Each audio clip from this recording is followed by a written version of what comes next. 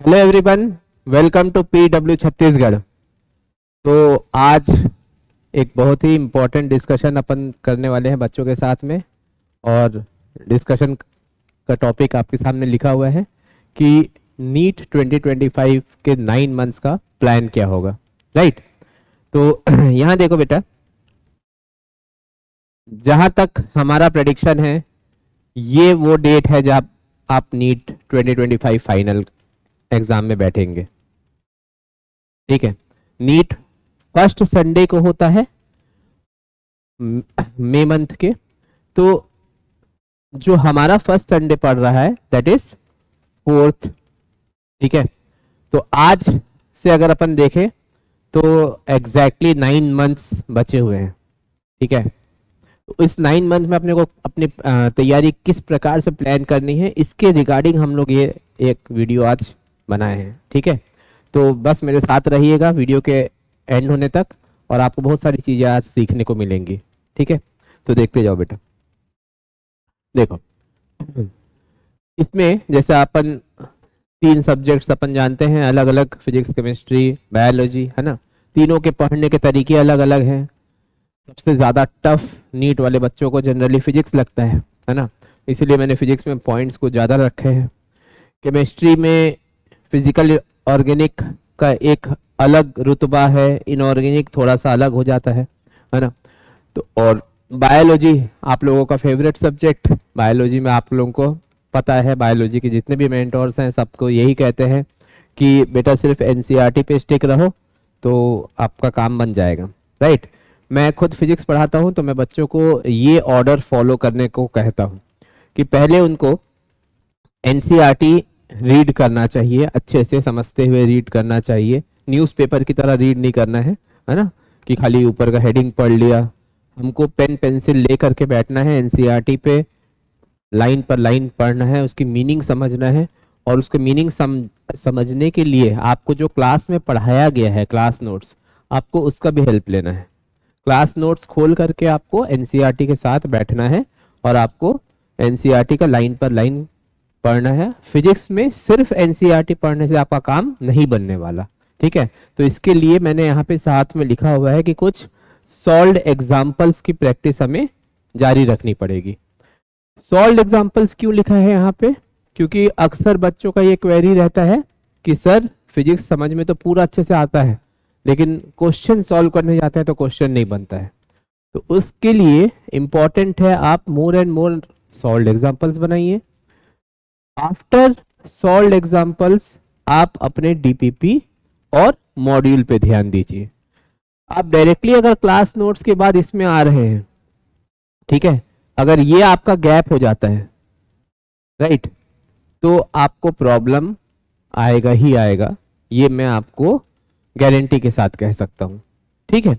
तो ऑर्डर देखिए, एनसीईआरटी हमें पढ़ना है, थ्योरी एनसीईआरटी के साथ में जो भी मॉड्यूल में थ्योरी दिया है मॉड्यूल का थ्योरी भी अपने को पढ़ना है। क्लास नोट्स, आप क्लास में अच्छे से नोट्स बनाते ही हैं, क्लास नोट्स को साथ में रखते हुए पढ़ना है। देन सबसे इंपॉर्टेंट पोर्शन सॉल्व्ड एग्जांपल्स को आपको रेगुलर बनाना है। मान के चलिए आपकी इस बचे हुए 9 मंथ्स में जैसा प्लानिंग है, हर दिन हमें कम से कम 15 से 20 सॉल्व्ड एग्जांपल्स फिजिक्स के बनाने हैं। ठीक है। उसके बाद आपके डीपीपी और मॉड्यूल आपको आराम से आपके बनने लगेंगे। राइट। आते हैं केमिस्ट्री में। केमिस्ट्री का फिजिकल केमिस्ट्री वाला जो पोर्शन है बेटा, फिजिकल केमिस्ट्री और अपना फिजिक्स लगभग लगभग सेम पैटर्न में पढ़ाई करना है आपको। फिजिक्स और फिजिकल केमिस्ट्री की कुछ चैप्टर्स कॉमन भी है, जैसे एटॉमिक स्ट्रक्चर, है ना, रेडियो एक्टिविटी, ये सब अपने को फोटो इलेक्ट्रिक इफेक्ट वगैरह जो आप पढ़ते हैं मॉडर्न फिजिक्स में, वो फिजिकल का ही पार्ट है। ठीक है। तो जो पैटर्न है, पैटर्न आपको सेम फॉलो करना है। ऑर्गेनिक में आपको रिटर्न प्रैक्टिस करनी है, बहुत ज्यादा रिटर्न प्रैक्टिस करनी है। एनसीईआरटी के साथ में एनसीईआरटी रीड करते हुए आपको रिटर्न प्रैक्टिस करना है। वहां पे रिएजेंट्स वगैरह का बहुत सारा यूज, आपको कब कौन सा रिएजेंट, क्या टेम्परेचर होना चाहिए, ये सब चीजें आपको फिंगर टिप पे याद रखना है। तो इसका जब आप ऑर्गेनिक पढ़ रहे हैं तब ऑर्गेनिक के लिए आपको रिटर्न प्रैक्टिस करना है बार बार। इनऑर्गेनिक, इनऑर्गेनिक सिर्फ हमें एनसीईआरटी को ही फॉलो करना है। एनसीईआरटी से ही आप इनऑर्गेनिक को पढ़िए, एनसीईआरटी से ही सारे क्वेश्चंस आएंगे, है ना। तो inorganic is just like biology, organic और physical, physical is like physics, और ऑर्गेनिक पे अपने को थोड़ा सा रिटन प्रैक्टिस करना है। ठीक है, अब अपन आते हैं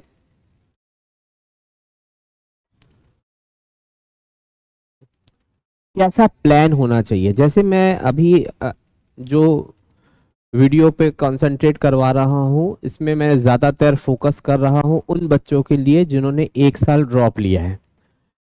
मैं जान रहा हूँ कि ये वो बच्चे भी देखेंगे जो क्लास 12th में है ना। तो 12th वालों के लिए स्ट्रेटेजी अलग है, ड्रॉपर्स की स्ट्रेटेजी थोड़ी सी अलग है। 12th में ये चीज़ इंटरचेंज हो जाएगा जहाँ पे मैंने लिखा हुआ है। ठीक है, तो क्लास 11th जो ड्रॉपर, अभी जो ड्रॉपर बच्चे हैं जो तैयारी कर रहे हैं, वो अभी क्लास 11th का सिलेबस पढ़ रहे होंगे। तो आपको ये ध्यान रखना है कि आपको इन 4 महीने में 11th का सिलेबस कंप्लीट कर लेना है। राइट, इन 4 महीने में आपको 11th का सिलेबस कंप्लीट करना है। और इन 3 महीने में, बचे 3 महीने में, दिसंबर, जनवरी और फेब, दिसंबर, जनवरी और फेब में आपको 12th का सिलेबस करना है। राइट, 12th सिलेबस से नियर अबाउट 55% क्वेश्चन है जो आते हैं, है ना, और 11th से 45% क्वेश्चन आप नीट का पैटर्न देखेंगे तो आपको ऐसा ही दिखेगा। ठीक है, अब आप बोलेंगे सर आपने 11th को ज्यादा टाइम दिया है, 12th को कम टाइम दिया है, ऐसा क्यों? तो इसके 2 रीजन है। रीजन नंबर 1, इस बीच में कुछ फेस्टिव सीजन भी आते हैं, दशहरा हो गया, दीपावली हो गया, तो बच्चा थोड़ा सा वहां पे एंगेज हो जाता है। तो यहाँ पे उन डेज को भी काउंट किया गया है। 12th सिलेबस अभी अभी आप लोग जस्ट 12th पढ़ रहे हैं या 12th पास आउट किए हैं, तो 12th रिवीजन करने में आपको ज्यादा समय नहीं लगेगा। अगर आप प्रॉपरली इस फॉर्म में पढ़ते हैं तो आपके लास्ट के 2 महीने बच जाएंगे, that is March and April. इन 2 महीनों में आपको रिवीजन किस फॉर्मेट में करना है? आपको रिवीजन करते वक्त ये ध्यान रखना है कि जो भी अच्छे क्वेश्चंस आपने इस दौरान पढ़े हैं उनको आपने हाईलाइट किया होगा, जो अच्छे की कॉन्सेप्ट्स है उसके शॉर्ट नोट्स बनाया होगा आपने, तो उसको यहाँ पे आपको रिवीजन करना है। प्लस ये जो मैंने पॉइंट यहाँ पे मेंशन किया है, ये पॉइंट बहुत ज़्यादा इंपॉर्टेंट है कि यहाँ पे आपको रेगुलर टेस्ट, हर दूसरे दिन में आपको टेस्ट अपीयर करना है। वो टेस्ट आप घर बैठे भी अपीयर कर सकते हैं, अगर आप अपने इंस्टीट्यूट जा रहे हैं। जैसे आप अगर पीडब्ल्यू कल्चर की बात करें तो पीडब्ल्यू कल्चर में लास्ट में जो टेस्ट की फ्रीक्वेंसी है वो हर तीसरे दिन में एक टेस्ट होता है। और अगर आप बाकी तीसरे दिन से भी आप अपनी फ्रीक्वेंसी को और कम करना चाहते हैं तो उस हिसाब से आप अपने नंबर ऑफ टेस्ट को बढ़ा लीजिए। राइट, तो अगर आप अपनी फ्रीक्वेंसी बढ़ाना चाहेंगे तो आप हर दूसरे दिन भी टेस्ट दे सकते हैं। मैं बोलता हूं कि हर दूसरे दिन टेस्ट देना चाहिए, सिर्फ टेस्ट देने से सिलेक्शन नहीं होगा। उसीलिए मैंने यहाँ पे साथ में लिखा हुआ है टेस्ट के साथ में टेस्ट का एनालिसिस भी करना, कि हम कहाँ पे गलत हो गए। खास करके बायोलॉजी में एनसीईआरटी के लाइन से क्वेश्चंस आता है, तो हमें उस पॉइंट्स को रिकॉग्नाइज करना है कि कहाँ पे हमने गलती किया है। अब ये हो गया 30 अप्रैल तक की कहानी।